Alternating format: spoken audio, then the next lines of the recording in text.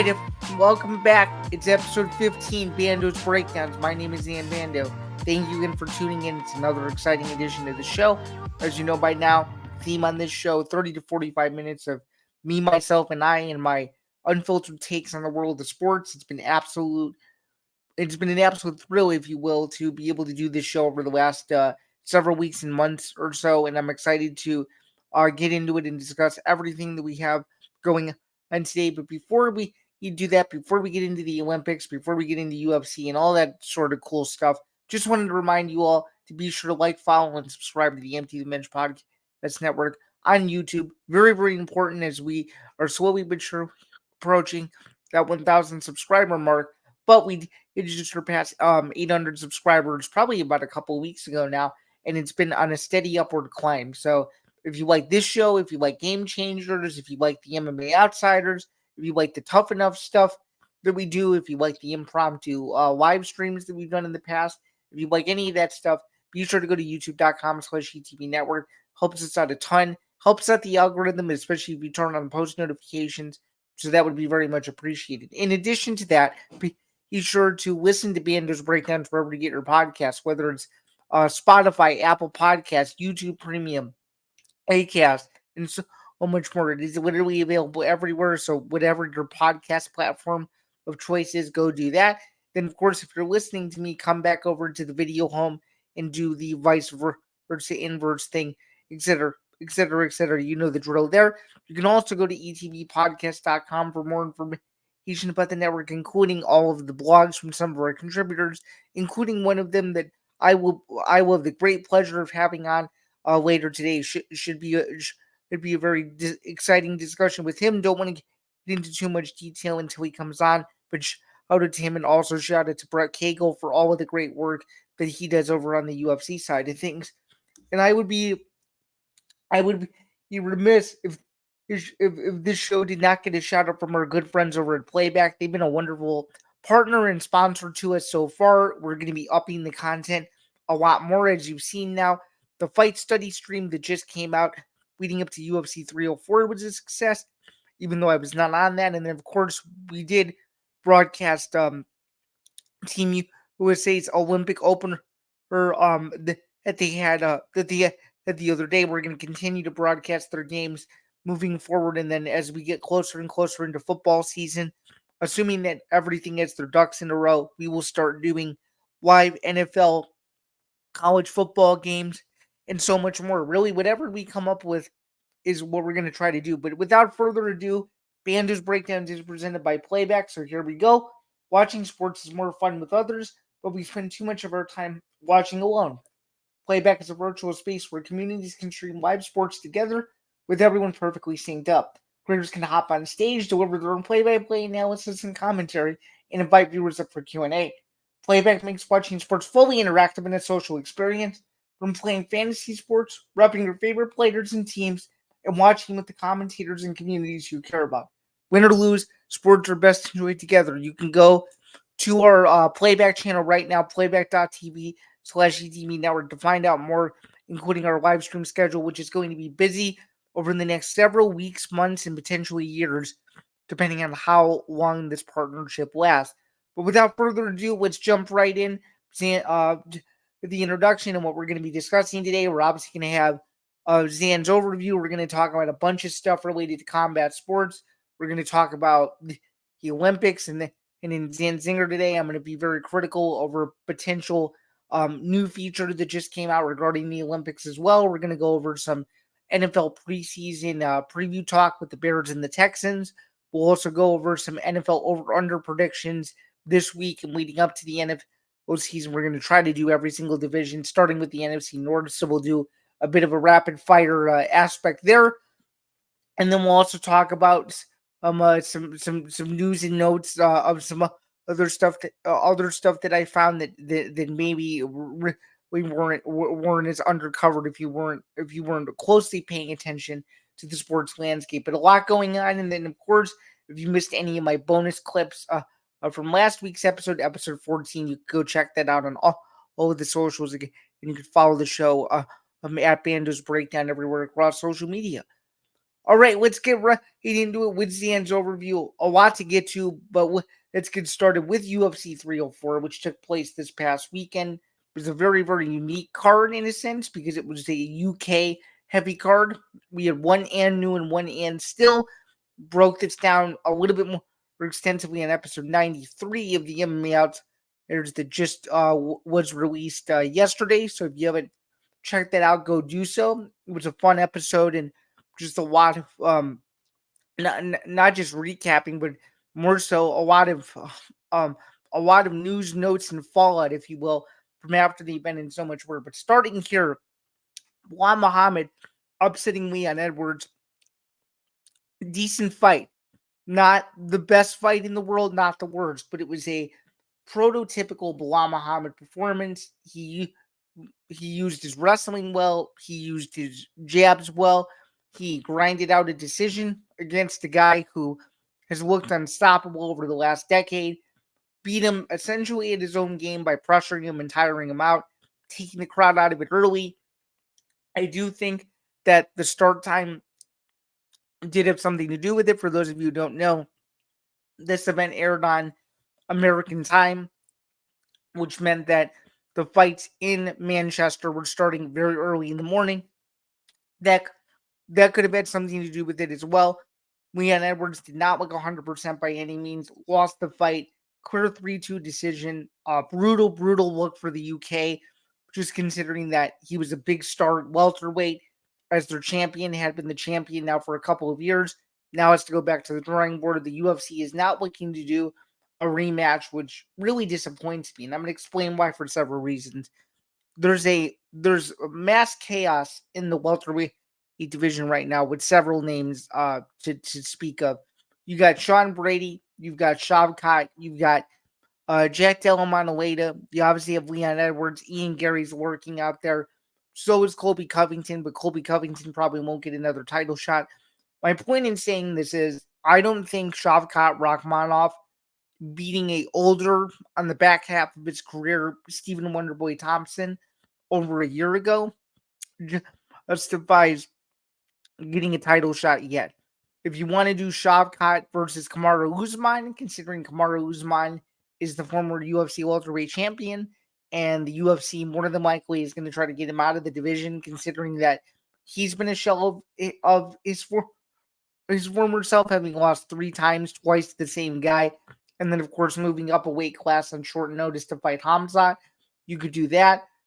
You could do Ian Gary versus Usman if you wanted to. There's a lot of options, but thrusting Shavkat into a title fight right away, I don't think is the right approach. You got to fight somebody who has been active over the last several months. I think again, Ian Gary fits that mold. So if you really want to go the Shavkat route, in my opinion, I think he needs one more fight, and I think it's terrible too, and truly disappointing that we're just gonna immediately discount anything that Leon Edwards has done the last decade.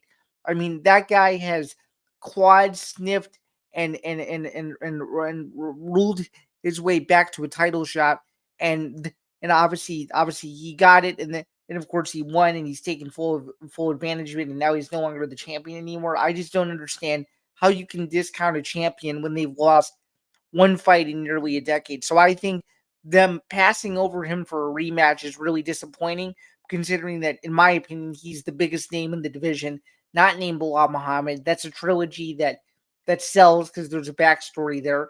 And it's a fight that didn't go Edwards' way, and a lot of people are pissed about it, and a lot of people, just through the MMA online sphere, if you will, are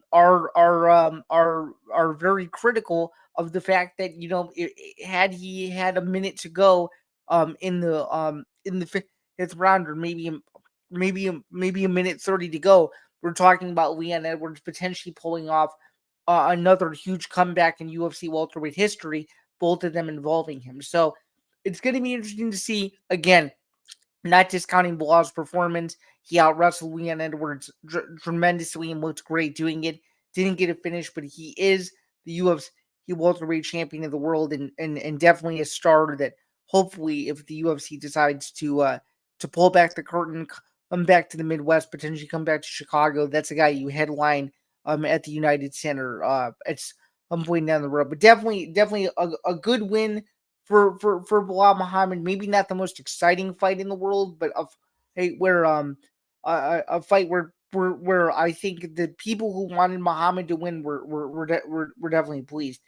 Gonna move on though to the co-main event now. We had Tom Aspinall taking on Curtis Blades for the UFC interim heavyweight championship. We know the story here. John Jones tore his pectoral muscle, which took him out of the Stipe Miocic sweepstakes for UFC 295. In steps Tom Aspinall, wins the interim heavyweight championship, but because of the UFC's obsession with John Jones versus Stipe Miocic, it looks like that fight is going to move forward potentially for November. The rumored date is November 9th, even though David Gilmour still has something to say about that, considering that his concert date has yet to move off that date. So still very much up in the air for what UFC 309 date-wise will look like. So in the meantime, they made Tom Aspinall defend his UFC heavyweight interim heavyweight title. And for the first time in divisional history, he becomes the first interim heavyweight champion to successfully defend the title, beating Curtis Blades in a minute by KO. Again, another impressive performance. Did what he needed to do. Did it with flying colors. Did it in front of his people. I mean, that's not an easy thing to do. I think he had the most pressure on him out of anyone that fought on the card because um, if he lost that fight to Curtis Blades, it would have been a horrible night if you were UK MMA, because then there would have been parity that you wouldn't even know what to deal with. We're gonna get more into the Tom Aspinall discussion later when we discuss Zain Zinger, but this guy has tons of options as the best UK heavyweight that the UFC has ever had. And for a division that's been fledgling the last few years and finding major stars, they may have found their guy in Tom Aspinall. So congratulations to him. Tough loss for Curtis Blades, even though it was his first, even um, even though well, what is his first title defense again, and it's going to be interesting to see if he move on from that. But now we're going to transition actually into the Banversation. I'm very excited to bring on my next guest. Very glad to say that my first edition of the Banversation allows me to say that I'm happy to be joined by one of our fellow ETB blog contributors. You may know him as the main guy that's been covering all of the NFL offseason news and notes for us. Happy to be joined by and Wins here, ETB blogs contributor for the network. Grant, how are you? I'm good. I'm happy to be on today. I whenever when you sent out that thing that said you wanted some people to come on here, I wanted to shoot at the opportunity. I'm so glad that I was able to be your first guest. I'm very happy to be here. Yeah, absolutely. So before we jump into talking about Bears Texans, can you kind of tell everyone what you've been up to at the network so far over the last couple of months, and just kind of the different things you're working on as we're gearing towards another NFL season that's going to be starting with the Hall of Fame game here in the next couple of days. Sure. Well, I like Zan said, I am a guy that does a lot of the NFL news blogs during the week. I do two of those, sometimes more if I have some vacations planned, so I don't have to worry about doing that while I'm on vacation. But next up for me is I'm actually gonna record um, a show tomorrow called Grant's Game Days, where I go over all of the football games for the week, starting with the Hall of Fame game on Thursday. So I'll be recording that tomorrow, and I'm just really excited to get that started. I can't wait for the football season to be back. I'm excited that football is back, and I am ecstatic that it is. But that's everything in the works right now. So um, yeah, that's about it. Yeah, for sure, and I'm glad to get you on, considering that you are our an official Bears expert. So I guess let's get right into it. It's unofficially the first NFL preseason game on the slate, if you will, from Canton, Ohio. The New Chicago Bears are going to be taking and the Houston Texans. And I guess just to start out a little bit more lightheartedly, what are your early impressions of the matchup? Are you excited to see Caleb Williams? And do you think the NFL got this one right with making this the opening NFL preseason game for 2024? I do think they got it right in terms of the matchup. I mean, it's a great matchup. I just really hope that we do get to see Caleb Williams because that hasn't been announced yet. If any starters are going to be playing, we find that out later today after practice, and I will probably mention that in my show tomorrow. But I mean, I just think it would be so irresponsible not to give him at least a drive or two with the starting offense tomorrow or Thursday, because I mean, the more reps you get against a number one defense is crucial for a rookie's development. Right.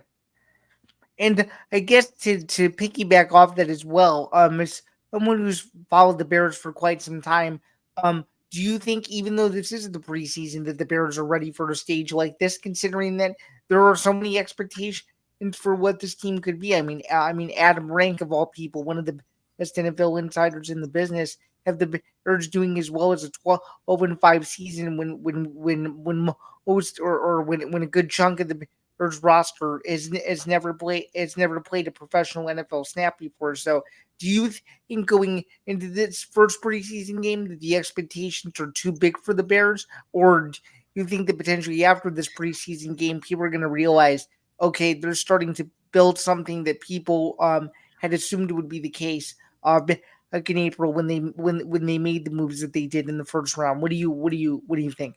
I think 12-5 is a little bit of a too big expectation for a rookie quarterback. Don't get me wrong. I mean, some rookie quarterbacks have had great rookie seasons, but we went 7-10 last year. With probably if we held on, with a few games, we would have won 9. So I think a more realistic expectation is 10 games. I think we can win 10 games. And that would, I think, give us the 7 or 5 seed in the playoffs. And all I really want to see is the Bears in the playoffs. I mean, we haven't been in the playoffs in a while. And fun fact about the Hall of Fame game is the last time that the Bears were in the Hall of Fame game, they actually made the playoffs. So that's a little fun fact for you guys. But I think 10-7 is more realistic. For sure. And I mean, I guess also to piggyback off that, some people say that the preseason doesn't matter. It's only a couple of games. It doesn't really matter until September rolls around. But with how kind of anticipated and excited these Bears expectations are, um, do you think that maybe the narrative around the preseason is going to change, given that this is the scenario and given that this is the same team that had the number one overall pick, or do you think that we should be taking this preseason with a grain of salt going into September? What do you think? I mean, you have to.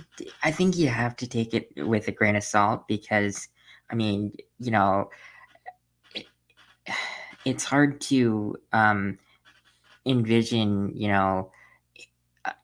Caleb Williams having, a standout.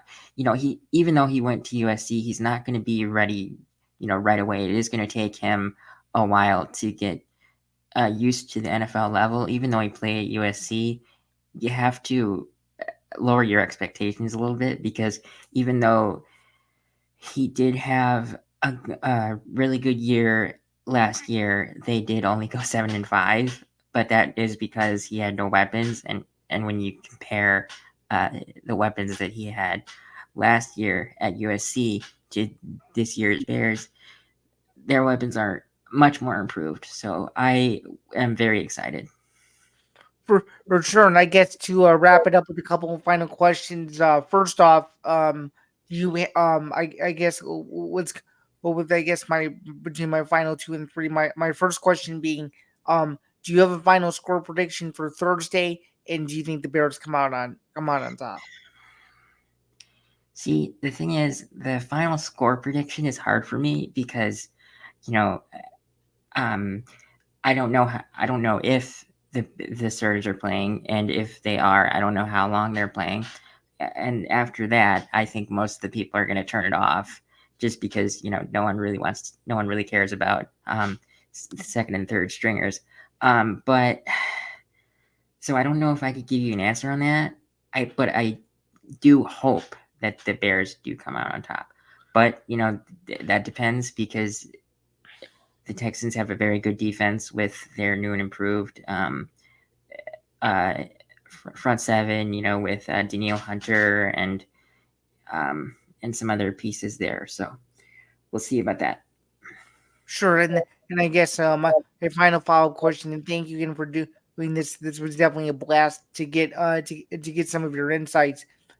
For those who maybe have not seen the Bears who faces in Roman Dunsey or in Caleb Williams or some of these other players that are excited to watch the game on Thursday. It should what should they expect? And if you were to guess, do you think that potentially the first drive of the game for the Bears offensively could showcase a preview of what's to come over the next couple of years? I would sure hope so. Um, one thing that you can easily see with Caleb Williams and Roma Dunze is, first off, Caleb Williams, when he throws the ball, it zips out of his hand, like it flies. And Roma Dunze, even though some of the highlights have I've seen have been him being very heavily guarded by Jalen Johnson, and being clamped, because Jalen Johnson is one of the greatest corners in the NFL right now. But when I have seen him catch the ball, the dude just is a monster. And with his height, I definitely think that he's going to make some corners that he goes up against very silly, because, again, like I said, he is practicing against one of the best corners in the NFL right now. So I am very excited to see this, hopefully 1-2 punch for the next 10 to 15 years. I'm just happy football's back. For sure, you me included, and I'm sure thousands and thousands and millions of other people around the country and around the world. Well, Grant, it was an absolute pleasure being able to talk to you. I'm going to give you the last word. If there are any if there are any social medias you'd like to plug, or just anything that you're looking forward to regarding what you're doing here, or just regarding the NFL season, I'm going to give you the last word, and then we can wrap this up. Thanks again for your time. Yeah, for sure. My handle on Twitter is at footballman34. I mostly just repost my empty the bench stories, so you can read about that. Yeah, I'm gonna start thinking about what my next stories will be. Honestly, I may even do just stories on the Hall of Fame game, since we're talking about it and it's this week. So we'll see how that goes. But that's pretty much it. I'm glad that Zain had me on here for this, and man, I can't wait for more shows like this. Thanks For for sure. having me. For sure. Well, thank you again for your time, Grant. It was a pleasure. I hope you have a good rest of your week and enjoy the game of Thursday night. Again, it's the Bears, the Texans from Canton, Ohio. I'm pretty sure NBC will be carrying that one, and I will look forward to also watching it as well. And best of luck with all of the other stuff you have going on. And I look forward to seeing all of your NFL content as September gets closer, man. Thanks again. Absolutely. A storyline that absolutely blew up is when top 10 ranked flyweight Muhammad Mokaev was released by the UFC shortly after the event. He took care of business in a decision win over Manel Kopp. But the bigger overarching story is Muhammad Mokaev's antics leading up to the event. First off, we had the incident with Manel Kopp. I'm pretty sure it was in the fighter hotel or in some sort of room midweek. That was off to a bad start. Then, of course, you had the weigh-in where neither guy could do the traditional face-off. that you always see at the ceremonials. And then, of course, on Saturday, extra security was needed ahead of the fight beginning. Obviously, the fight was not very impressive, but the bigger overarching story here is Muhammad Mokaev, 23 years old, undefeated, released from the promotion. Very, very disappointing to see from a ranked contender's perspective. Number one, and number two, um, all the speculation, I guess you could say, and the eventual incorrectly reported news that Muhammad Mokaev was involved in negotiations with the Professional Fighters League. For full context, I covered the PFL as well as my producer. He nor I have any inside information regarding any of this. This is all just stuff that surfaced over social media over the last couple of days. That's yet to be proven to be true. We now know that Muhammad Mokaev was not in internal discussions with the PFL um, uh, before the last fight on his UFC deal. That's number one for sure. And number two, the PFL doesn't even have a flyweight division. So this cut, if you will, super controversial. Could this mean the end of the 125-pound men's division as we know it? That remains to be seen. But he was one of those guys that you could build around in the UAE to be a future superstar. And now the UFC no longer has him. It'll be interesting to see where he goes, whether it's one championship, which looks like they have their own issues right now. Obviously, Bellator has put their flyweight division on pause. He would be an interesting signing, though, to revamp that division.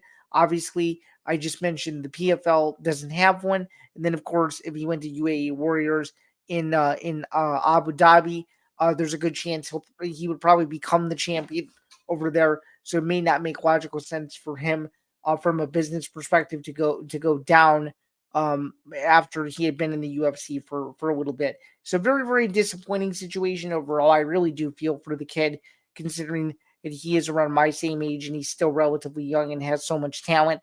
Will he be a champion elsewhere? More than likely the case. He has all the talent in the world for it with that traditional wrestling sambo base that all of those guys over there tend to have. He may not be the most exciting fighter in the world, but he does win fights. He did beat Cop. Cop is a tough guy in his own right. Um, just a nutty situation all around. There's tons of stuff we probably don't know that took place behind the scenes that led up to this thing. But I think it sends a stern warning or a stern message that that the UFC is looking for certain guys, and if you don't have that it factor thing, there's a good chance that you won't last very long. And he is another prime example of that. So even though Muhammad Mokaev got the win, he is no longer under contract with the UFC. It remains to be seen what happens there. Again, one of the top flyweight prospects in the world, regardless of promotion. I truly do wish him the best of luck. It really is an unfortunate situation. And I really do feel for Cop, considering that a point probably should have been taken away. Could have easily been a draw in one of the judges' scorecards. That didn't happen. Cop has to go back to the drawing board, figure out what he did wrong, probably come back in a couple of months, maybe early 2025, get back on the horse and continue to ride. So, again, very, very interesting developments there with UFC 304, one of the most disappointing storylines to come out of the event, in an event that just simply was not very good. A very, very average event after all the hype surrounding it, given its UK flair. So not a good situation there. We're gonna transition also in the UK to a boxing match that took place. Heavyweight boxing match, kind of a low stakes fight between two guys that, maybe are on the back halves of their careers. Derek Chisora was able to get a decision win over Joe Joyce. Two critical knockdowns late in the fight to get the job done. Not the best fight we've ever seen. These two guys looked extremely gassed almost the entire fight.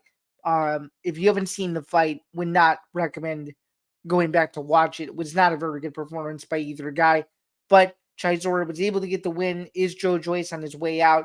That remains to be seen. Seems a little bit on the older side now. Had his chances a couple years ago. There's a good chance that's the possibility. Chisora still remains in the mix at heavyweight. You obviously have the mess with Tyson Fury, Alexander Usyk, the non-undisputed thing, what have you with that rematch. But at least it's good to know that there's some stability in Chisora still remains in the mix. Again, not a good fight. Would not recommend going back to see it. But Derek Chisora beats Joe Joyce in England in an underwhelming performance there. We're going to move right along and transition over to Paris, France in the Olympics. We're not going to get too much into this, just considering that I have a little bit more to say in my look ahead. But yeah, the Olympics opening ceremony, and there was a lot of controversy surrounding it, just with the weather and some of the pushback and some of the representation. And I just want to simply put it to you straight. If you didn't like the opening ceremony, you didn't have to watch it. I didn't watch it live because I was too busy doing other things. I didn't watch it live because I also heard that Team USA, it took too long to get to them in their intro when they did the ceremony. To see that over 20 million people watched the ceremony is a good thing, but I feel like the Olympics is supposed to be a celebration of countries, and when you have people divided on the smallest little things, not to get too political or anything like that, um, it's a bad look for everyone involved, and definitely a rocky start to the Olympics as well. But from a Team USA perspective, they've actually done quite well. The women's team took care of business against Japan. The United States knocked off Serbia in their first game for basketball. That was exciting. The 4x100 men's relay and swimming was fantastic. Even though it isn't related to well, it is. Team USA finished in the top 10 in rugby, which is disappointing considering that they probably should have finished in the top 5 or 6 to show that the United States is a legitimate country in rugby. But overall, it's been interesting. But I think the big storylines though are going to be these basketball teams. This USA team is very good when they play together. Lots of star power on both sides of the ball. And a ton of NBA talent, especially LeBron and Steph and what have you. It's a very good team when they play in unison, and they have to continue to do that. It's going to this episode will air when Team USA tips off, so we'll already know the final score. Well, but at the time you go back and listen to this, the 2 pool play games will have already been completed, potentially 3 based on what your listening habits are. But Team USA men's basketball, definitely very, very interesting. And then, of course, obviously you have 3-on-3 basketball as well. If you want to watch Fredette and some of the older veterans, you can do that too. For me, from a 3-on-3 perspective, which is very exciting, just considering that well, basketball is a growing sport internationally, and to have a different flair of the game, just overall is extremely exciting, and something that I think for people who only watch the Olympics every 4 years, they get a little bit of a different flavor of people. So stay tuned for all the Olympics coverage. All the NBC family of networks over here in the United States have it. Peacock also has exclusive streaming rights. We're going to get into a more unique topic regarding an Olympics feature that I'm not the greatest fan of, and so much more. But now we're gonna move right along. We're gonna move over to the NFL over under predictions. So we're gonna start with the NFC North. Very, very exciting. We're so close to football. And I'm gonna tell you if I agree or disagree with some of these projections from some of the for some of the main experts in football. So according to Vegas Insider, we're gonna take a look at all the major books and what they have. We're just gonna go over first the division winner odds. We'll use BetMGM for this. The Detroit Lions are the favorite at plus 135 to win the NFC North. Green Bay sits at plus 200. The Bears, with new quarterback Caleb Williams, currently sits at plus 325. And the Vikings, with J.J. McCarthy and a lot of missing pieces, are currently sitting at plus 900. So, an interesting division, to say the least, and a division that I think is going to go is going to go is going to go into is going to go into a new era, if you will. We're actually going to transition over to Sports Grid, where they've given their predictions for over under win total. So starting with the Bears, over under 7.5 wins. this seems legit. So I'm gonna briefly read what they have for this year. So the Bears have a leg up with the sixth easiest schedule in the league.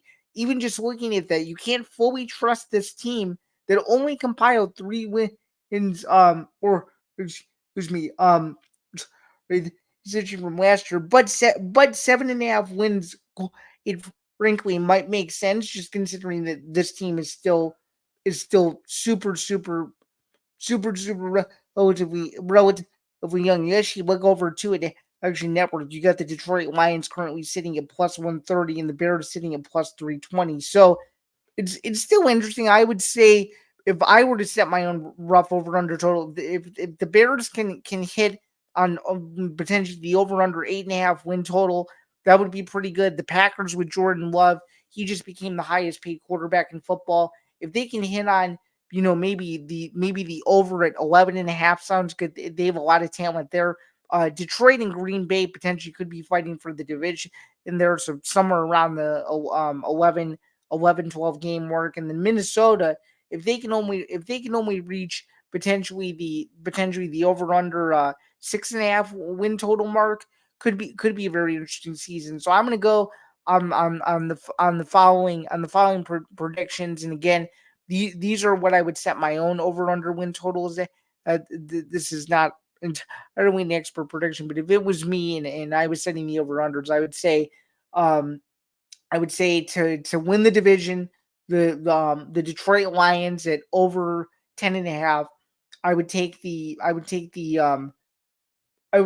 excuse me, the Detroit Lions over 11.5 wins. I would take the Green Bay Packers at over 10.5, still good enough to make the playoffs.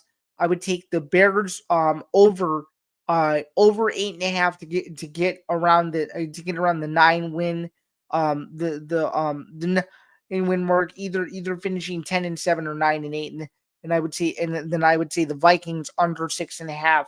Sounds like a legitimate over under there. But we're gonna find more expert over unders as the season gets closer. I don't think I was anticipating how few over under projections are out there just for the overall divisions. But I think once we get more into preseason action, we'll know more information on that front. But that's the NFC North.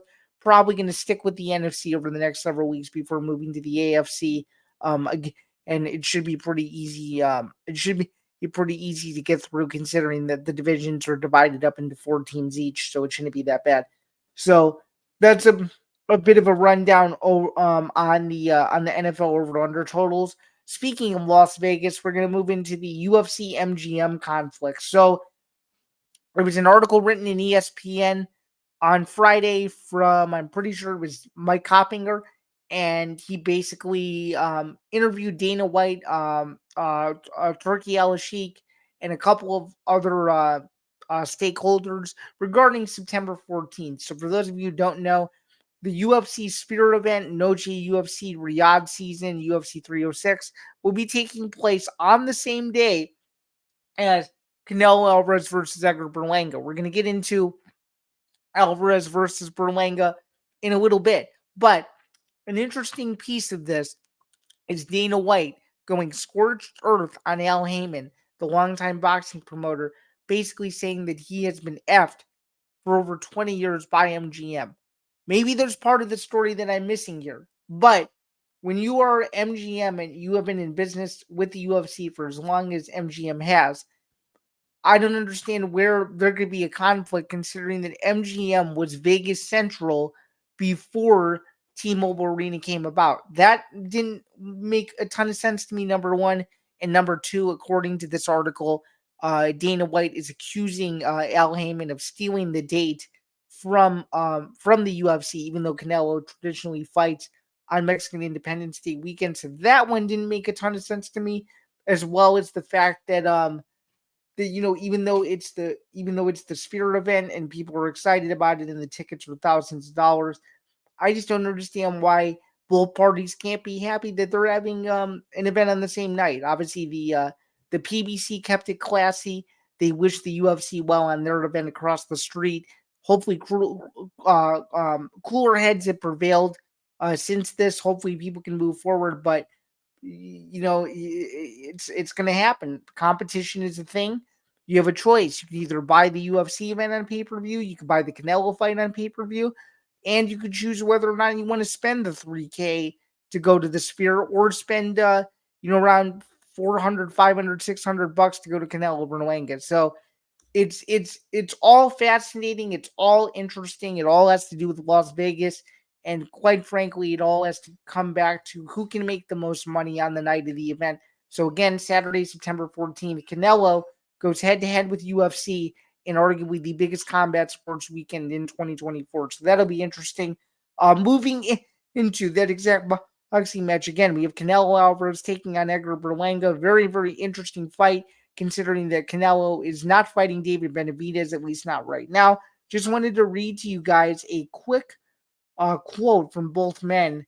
They had a lot to say regarding this fight. So just very, very briefly, we're going to pull this up. So according to Premier Boxing Champions in a press release said Thursday night, Canelo Alvarez headlines Mexican Independence Day weekend extravaganza, reigniting Mexico versus Puerto Rico rivalry against Edgar Berlangas. Well, let's break this fight down a little bit, and let's try to get deeper. So let's go to the first. Let's go to one of the first major quotes. So here we go. So according to Eddie Rioso, who is Canelo's manager and trainer, it says, every day we are preparing. We know that Berlanga is a good fighter, a strong, undefeated fighter. The confrontations within boxing between Mexico and Puerto Rico are always intense fights, very morbid fights, and above all, very good boxing. Puerto Rico has produced many world champions and Hall of Fame fighters. Mexico has done the same. It is going to be a very attractive fight against a great fighter in Berlanga, who's undefeated and faced some of the best fighters competing at 168 over the last few years. So very, very interesting and humble response from the Edgar Berlanga side, which is very good to see. And here is what Canelo had to say. He goes, I am very happy for this fight between Mexico and Puerto Rico. It's exciting to be part of another great Mexico versus Puerto Rico battle inside the ring, because historically we've always offered unforgettable fights full of passion. I'm proud to contribute to this legacy, and facing an opponent like Edgar Berlanga adds even more excitement and meaning to the event. Just a brief background on Berlanga: 22-0, 17 KOs. He knocked out his first 16 opponents in round one after turning pro. That's a very devastating stat there. He's got an insane amateur record at 162-17. So the guy is no slouch, but it may just be too big of a step up in competition for Berlanga. I like Canelo by decision here. I think it's a great fight. We're going to be talking about this fight more and UFC 306 as it gets closer to the event itself. I'm looking forward to all of this mess that's going to be Vegas, which is probably going to be the biggest city in America, or the most busy city in America, come that weekend of Mexican Independence Day. So more to come on that. But two massive, massive combat sports events are headlining that weekend. So stay tuned for all of that, a bunch of college football, and so much more. So with all that being said, let's move right into Zain Zinger. I got two interesting Zain Zingers this week. We're going to get right into the first one. The UFC's got to bring back the tournament style, man. There's been a lot of talk about what's going on with the heavyweight division, what the UFC is going to do. The most logical thing to do to please everyone, in my opinion, you do John Jones versus Stipe Miocic, okay? I know that this is controversial. I know that Stipe Miocic is coming off of a loss. But when he is the greatest heavyweight of all time, when he's the greatest heavyweight that the UFC has ever had, when he's defended the heavyweight title more times than anybody in heavyweight history, the fight still means a little bit, even though he is on the older side of 40 plus. Okay. Then, of course, it's a legacy fight for John Jones. He's already the greatest fighter of all time. If he beats the greatest heavyweight of all time, there's no doubt that a move up to heavyweight was the right decision when it happened. Then you have the other side of the equation. Tom Aspinall, the interim heavyweight champion, has done everything the promotion has asked of him, including successfully defending the interim heavyweight title, which never happens. I mentioned it earlier in the episode. That is a rarity, and that is a first in the heavyweight division. If you remember, when Minotauro Nogueira defeated Tim Sylvia, he had a chance to defend his interim heavyweight title due to injuries. With Brock Lesnar, as well as Randy Couture's contract holdout at the time. So they had to do something to keep the heavyweight division moving, and that's what they came up with. And obviously, Nogueira failed. Frank Mir knocked him out. Then, of course, Frank Mir rematched Brock Lesnar. We know what happened there. Brock Lesnar beat Frank Mir, and it actually is a rivalry that was 1-1 that never had a third fight. May that possibility rest in peace forever. My point in saying it is now, almost 20 years later, or over a decade later, the UFC has a chance to rewrite a wrong. Alex Pereira is arguably the most exciting champion the UFC has had in years. He's doing things at light heavyweight that have not been done since John Jones was on his early reign over a decade ago. Very, very important to note that, number one. As I just alluded to, Tom Aspinall has done everything that the UFC has asked him to do. That's a fight that would draw tons of international intrigue, outside of the United States and in the United States. Both of those guys, meaning Pereira and Aspinall, have incredible fan bases. That would be an insane fight considering the recent treks they've been on. Then of course John Jones, Stipe Miocic for the legacy side of it.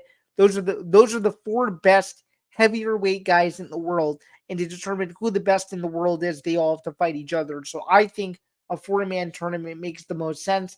I know the UFC doesn't do tournaments. They're probably going to do these fights separately, but give the fans what they want for once. This has been a rough year in terms of getting big fights done. Obviously, McGregor Chandler didn't. McGregor Chandler did not take place when it was supposed to. UFC 303 has had tons of weight switches, et cetera, as well as several other events. Give people something that they could properly build up to and get excited about toward November, because it was a huge letdown when Jones Miocic was canceled last time. So the only thing that the UFC can do now is make it up to the fans and give it may not even have to be a 4-man tournament. It may just be those two fights separately, but give the fans something that they can clamor onto. And I'm going to say what I said the other day. I think Jones versus Aspinall is the biggest fight that you could possibly make if Jones decides to stick around. And I think because Aspinall is the interim champion, in my opinion, you have to honor the belt. And I think Aspinall deserves to fight Jones, and hopefully Jones feels differently. But there's a lot of aspects of what Jones could do after the Stipe fight, assuming they fight. But I do think that Aspinall needs to stick up for himself, and I think he needs to understand that he's in the prime of his heavyweight years, and he deserves to fight for an undisputed title, and hopefully he gets it, whether it's in November as a backup or whether it's in another scenario that I'm not even discussing. But again, to pull back the curtain, 4-man tournament makes the most sense. Make the fights people want. Jones Miocic is one, Aspinall versus Pereira is the other. Call it a day and make it as simple as possible for the fans to figure out who the best heavyweight in the world is. That's all I ask. The only way that it won't happen is if the fights don't happen. So just keep that in mind. We're going to transition over to the Olympics. We're sort of going overtime here this week. I apologize for that. Those of you who are used to the 45-minute format, thank you again for bearing with me. We're going to just briefly go over this. Even though the gold zone is a cool concept, I don't love it, and I'm going to explain why. NFL Red Zone is unique. You get every touchdown from every single game. I don't think you can do that with the Olympics. It's cool. It's cool in a sense where you get to see all the major events and when the gold medals are won. But let's just say, you wanted a version of Gold Zone that was just basketball, or you wanted a version of Gold Zone that was just volleyball, or you wanted a version of Gold Zone that was just, excuse me, or you wanted a version of Gold Zone that was just swimming. You can't do it. And I think that's disappointing, because what if you turn on Gold Zone and there's fencing and you've never seen fencing before and you're disinterested and you want to watch something else? I think given the rotational hosts that they have, Scott Hansen and Andrew Siciliano being two of them, is a very, very nice touch. uh, for NBC. Those are guys that they needed. They're studio guys. They've done shows like this before. It's very good for everyone involved. But I think you needed more of a flair of people that are niche in their sports. You know, as I just alluded to, Scott Hansen and Andrew Siciliano are football guys. They're not basketball guys. If you had, Shams Charania, for example, doing basketball coverage as a live Gold Zone contributor, that would make the most sense to me. Or if you had, somebody else, an expert in the field, I was just using him as an example. But if you had somebody else, an expert in the field that did these Olympic sports and did these niche kind of sports, I think it would make sense. I really do, and I think that's something that NBC missed the mark on. Is he should have done a better job of catering to the different sports. So, Gold Zone, while it's cool at the surface, I don't think it's fully unique, and I think it's something that I think in future years, even though the next Summer Olympics will be 4 years from now, they could rethink the concept and maybe figure out, okay, let's bring in people that actually know these sports from an educational perspective. And I'm not saying Scott Hansen does not, and I'm not saying Siciliano does not, but if you have someone that just knows swimming or just knows fencing or just knows, Olympic basketball, make a lot of sense. So just something to keep in mind there. We're going to move into Zan's look ahead just briefly here. We're running out of time a little bit. Just to remind you guys, Olympics are still going on. 15-day event, obviously. A lot of exciting stuff coming up. You got men's basketball, women's still in pool play. You've already had a bunch of medals won overall by the United States, and that's something that I never got to was the USA medal count for the Olympics. And this is something too that I think the Olympics could do a better job of. It's just organization of all this stuff. That's the thing that's the thing that I think is interesting. So the United States is currently sitting in sixth place, right behind South Korea. Currently sitting with 3 gold medals, 8 silver, 9 bronze, for a total of 20 medals there. Exciting stuff going on as well. The top country in the world at number one is Japan. Number two is China. Number three is France. Number four is Australia. Number five is South Korea. Number seven, because number six is the United States. Number seven is Great Britain. Number eight is Italy. Number nine is Canada, and number 10 is Hong Kong. So a lot of exciting stuff on the Olympics front. Keep checking the channel guide because there's events scattered everywhere, and I don't want to say that they're on one network when they're on a different one. So just keep checking all of the Olympic sources. They'll have everything you need based on what sport you want to see. And then just as a reminder, the NFL preseason does begin this week. It's Thursday night. Bears and the Texans. We just had Grant Winsauer on with the Banversation. He's excited for it. I'm excited for the NFL preseason. I'm excited to see Caleb Williams. Should be a fun time. The most amount of preseason football that will ever be broadcasted on NFL Network, which should be excited, over 60 plus games. And just stay tuned for all of it. I mean, it should be a fun preseason serving as an appetizer to the main course that will be the NFL regular season starting in September with the Ravens and the Chiefs. Um, that's going to do it for me, though. Again, my name is Zain Bando. I'm a sports journalist and ETV Network co-host. Thank you again for tuning in to the show today and all of my different content. It really does mean a lot to me, regardless of if you support me on this show, regardless of if you support me on the MMA Outsiders, or regardless of if you support me with the sporting news, MMA Knockout, and all the other stuff I do outside of here as well. That's going to do it for another edition. This has been episode 15. Again, my name is Zain Bando. This has been courtesy of the M to the Bench Podcast Network and presented by Playback. I will see you guys next week as we will be in August 2024 for episode 16, and a lot more exciting stuff to come as the fall draws closer and the climax of summer is beginning to wind down. But until then, have a great rest of your week. Enjoy all the sports this upcoming weekend, and enjoy UFC be the early afternoon card on ABC, which we previewed on the latest episode of the MMA Outsiders, and so much more. But until then, have a good one, and I will see you guys later.